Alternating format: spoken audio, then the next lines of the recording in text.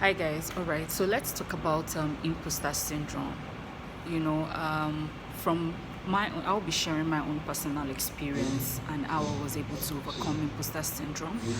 I used to have this feeling of inadequacy, maybe I'm not good enough, or there are better people who are more knowledgeable in the field or are touching the subject matter, or sometimes I feel like the time is not right. Sometimes it is a feeling of it is not perfect. Yeah, so I have always been waiting for this perfect timing, perfect place, perfect opportunity, and then especially when I'm supposed to do something and then I do feel like, oh, like I'm not an expert in the field. Yeah, I've always been hearing about imposter syndrome.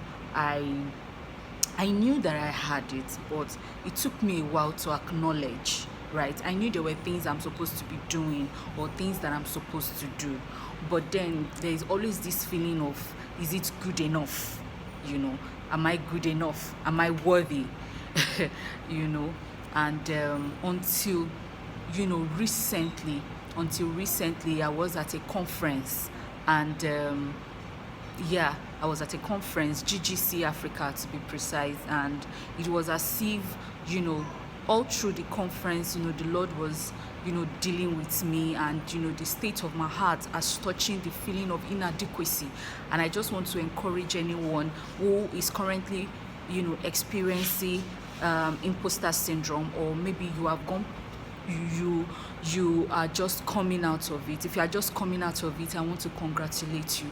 If you are still battling with the feeling of inadequacy, or you are not good enough, what you want to do is not as excellent, you have a standard with which you are measuring that which you ought to do.